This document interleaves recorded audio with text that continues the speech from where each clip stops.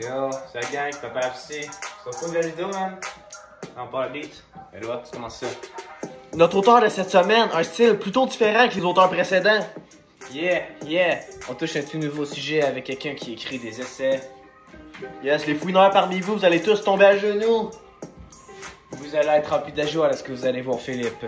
De gros bois. Yeah! Bon, vous aimez la gang.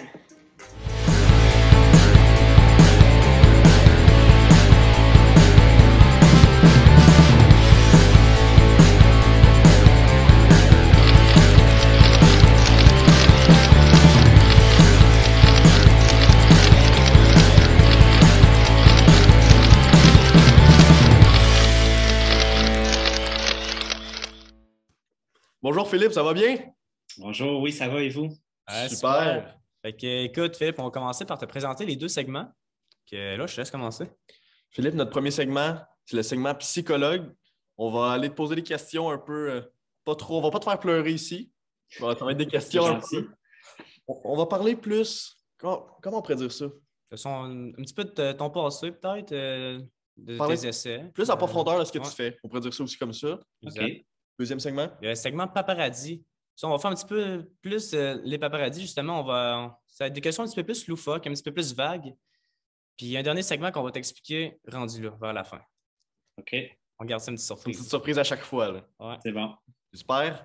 Puis là, tu as compris les deux segments, psychologue, paparazzi, paparapsy. On a mixé ça ensemble. C'est ça. C'est le concept. Fait que, écoute, on va perdre trop de temps. On va tout de suite commencer avec le segment psychologue.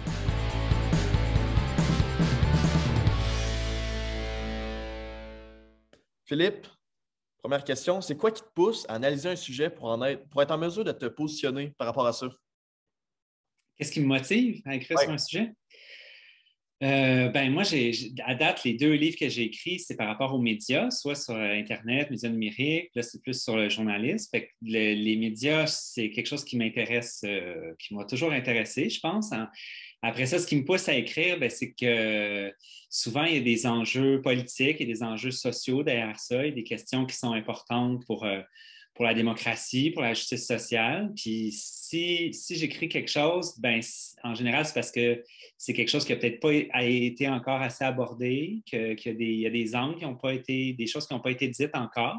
Fait que j'ai l'espoir, tu sais, c'est sûr, c'est en toute humilité, mais j'ai l'espoir que si j'écris quelque chose, que je vais apporter quelque chose de nouveau dans ce débat-là. Je vais aider à ce qu'on aille un petit peu plus loin dans notre compréhension de ce problème-là, puis éventuellement de le dépasser. OK.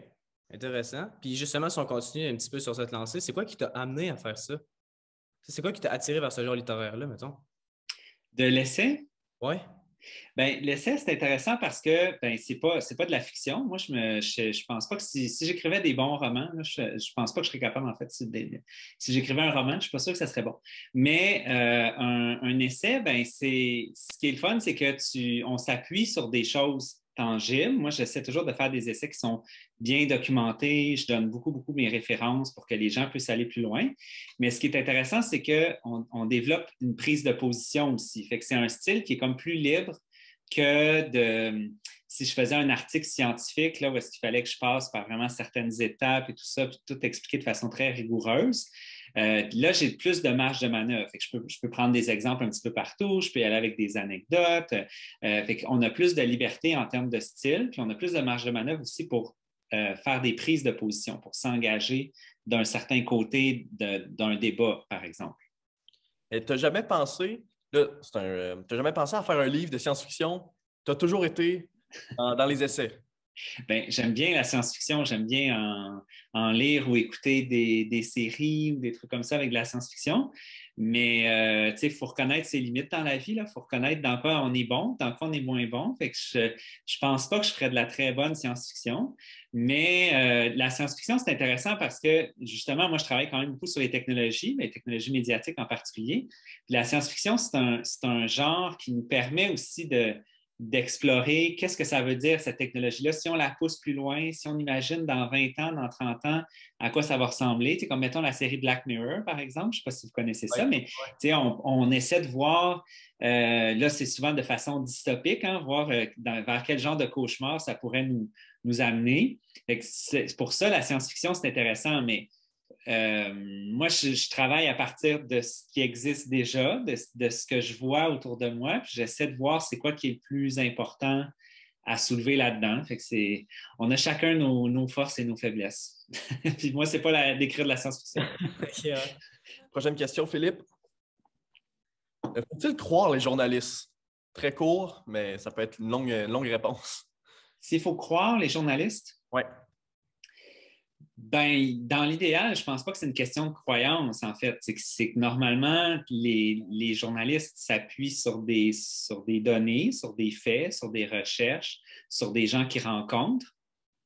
Après ça, c'est la relation de confiance qu'on va avoir avec les journalistes. Bien, c'est quelque chose qui se construit, c'est quelque chose qui devrait se bâtir, des fois qui se dégrade aussi. Ça arrive aussi qu'on s'éloigne des journalistes. On a l'impression je ne sais pas si c'est tant qu'on ne les croit pas, mais qu'ils sont peut-être un peu éloignés de notre réalité. On a l'impression des fois que ce n'est pas quelque chose qui nous parle, qui nous rejoint, ou ce n'est pas l'angle qu'on aurait adopté.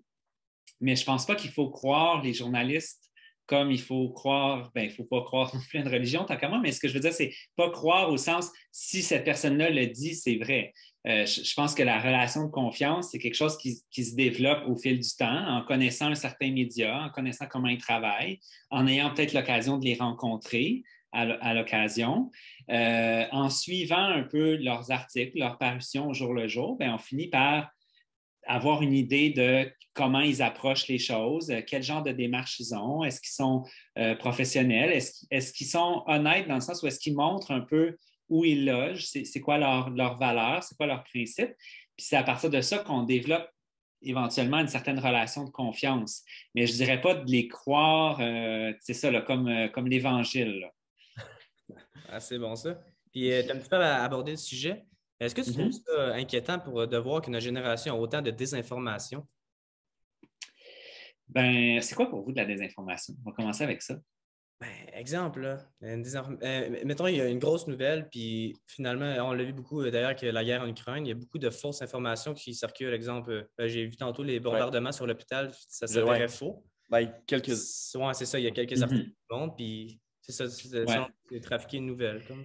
Oui, oui, c'est une bonne réponse pour c'est quoi la désinformation. En gros, là, c'est juste pour être sûr que justement, on s'entend sur les termes, c'est de propager des informations qu'on sait qui sont fausses. Hein, ce n'est pas par accident.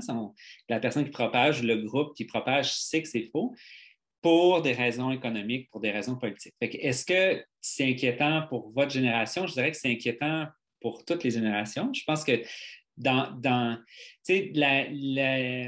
la bataille pour avoir de la bonne information, pour être bien informé, c'est un des aspects de la bataille pour être dans une société démocratique. Si on veut vivre dans une société démocratique, ça implique une certaine façon de résister à une forme de désinformation. Même si on remonte dans l'histoire, des formes de désinformation, il y en a eu à plein d'autres époques, hein, même à l'époque où c'était juste la presse, les journaux qui dominaient dans les médias de masse. La radio, c'était le génocide au Rwanda, c'était beaucoup appuyé par la radio aussi. Il y avait de la désinformation qui était donnée par la radio. Bon, ça peut être dans n'importe quel média. Et après, c'est sûr que ce qui inquiète peut-être plus ces temps-ci, puis peut-être plus aussi par rapport à votre génération, c'est que ça passe peut-être plus maintenant par les médias sociaux. Puis les médias sociaux, c'est un espace qui est moins... il n'y a peut-être pas la même éthique que certains médias. Dans ce sens-là, oui, il peut y avoir certaines inquiétudes par rapport à ça, c'est certain. Là, je pense qu'en Russie, présentement, il y en a beaucoup. Ouais. Parce qu'on a vu aussi. Oui, mais là, c'est ça. Mais là, à ce moment-là, c'est plus juste une question de technologie, encore une fois. Quand je disais ça peut être dans n'importe quelle forme de média, la Russie, ce que ça nous montre, c'est que finalement, la désinformation, c'est souvent pour des raisons politiques. Puis la Russie, c'est sûr, en ce moment, fait beaucoup de désinformation. Parce qu'il y a une guerre. C'est sûr que dans un contexte de guerre, l'information, c'est vraiment un enjeu qui est central. Mais en plus, c'est que la Russie, c'est un pays autoritaire. Puis encore là, quand je disais la lutte pour être bien informé, puis la lutte pour une société démocratique, ça va ensemble. Quand on a une société qui est plus autoritaire, entre autres, le pouvoir qu'ils ont, c'est le pouvoir de un peu montrer la réalité qui les avantage, de pouvoir fermer des médias, de contrôler tout ça. Mais après ça, une fois qu'on a dit ça, c'est clair qu'en Russie, c'est vraiment un cas assez extrême. Mais après ça, des enjeux par rapport à la désinformation, il y en a dans toutes les sociétés aussi, là. Ça, c'est sûr. Puis même par rapport à la guerre,